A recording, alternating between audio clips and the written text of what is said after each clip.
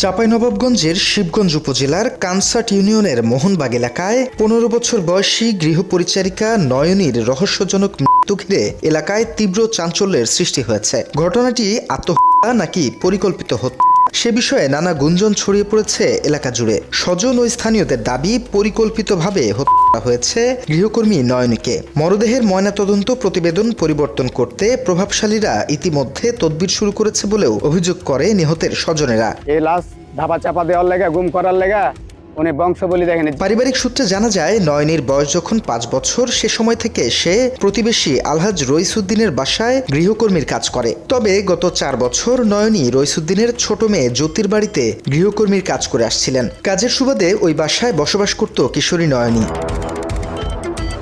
জ্যোতির বাড়িতে মাঝে মধ্যে আসা যাওয়া করত জ্যোতির বড় বোন মুনমুনের বিশ্ববিদ্যালয় পড়ুয়া ছেলে মেহবুবে খোদা নোমান। অভিযোগ রয়েছে, ওই যুবকের লালসার নজর পড়ে অসহায় নয়নীর উপর। বিয়ের প্রলোভন দেখিয়ে প্রেমের ফাঁদে ফেলে নিয়মিত ধর্ষণ করা হয়েছে বলে অভিযোগ করে নয়নীর পরিবার। তারা আরো বলে, নিয়মিত ধর্ষণের পর গৃহকর্মী নয়নী গর্ভবতী হলে গর্ভপাতের জন্য চাপ দেয় নোমান ও তার পরিবার। তবে গর্ভপাত করতে রাজি না হওয়ায় ক্ষিপ্ত হয়ে পরিকল্পিতভাবে হত্যা করা হয় অসহায় মেয়েটিকে। ধোয়ানোর পরে আমি উপস্থিত এখানে ছিলাম।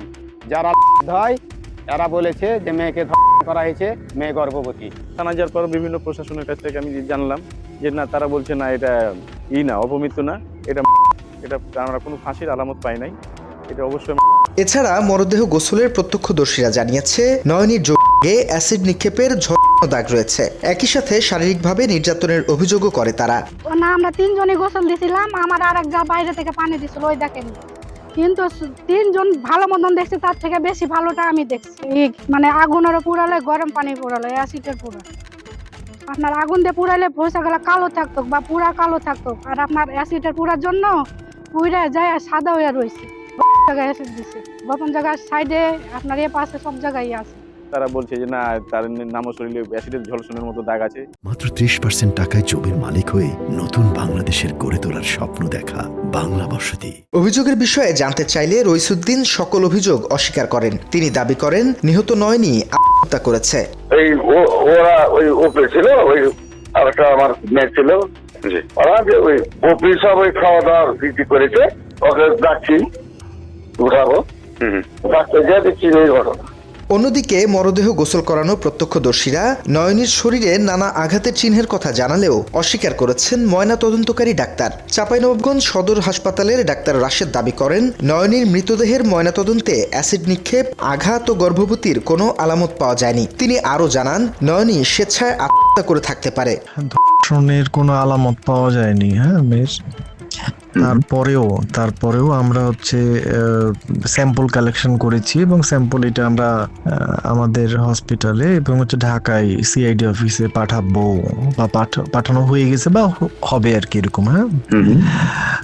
স্যাম্পল যে কোনো ধরনের কোনো সিমেন বা স্পার্মের অস্তিত্ব আছে কিনা দেখার জন্য। তবে প্রাথমিকভাবে দেখে ওই যে বললেন অ্যাসিডে ঝলসানো বা কিছু এরকম কিছু ছিল না, কোনো সমস্যা ছিল না এবং এইটা সুইসাইড আর কি। কোনো লক্ষণ পাওয়া যায়নি এখানে। বিষয়টি নিয়ে শিবগঞ্জ থানার ভারপ্রাপ্ত কর্মকর্তা মতিউর রহমান জানিয়েছেন, মরদেহে আঘাতের চিহ্ন থাকায় প্রাথমিকভাবে এটিকে হত্যা বলে মনে হয়েছে তার। ময়নাতদন্ত প্রতিবেদনের অপেক্ষায় রয়েছেন তিনি। সুরতহাল রিপোর্টে বাহ্যিক আলামত যেটা পরিলক্ষিত হয় সেই রকম পরিলক্ষিত হয়নি। অভিযোগ উঠেছে, ঘটনার পর থেকে অভিযুক্তরা বিষয়টি ধামাচাপা দিতে মরিয়া হয়ে তদবির চালাচ্ছে নানা মহলে। ইতোমধ্যে অভিযুক্ত নোমান পলাতক রয়েছে বলে জানা গেছে।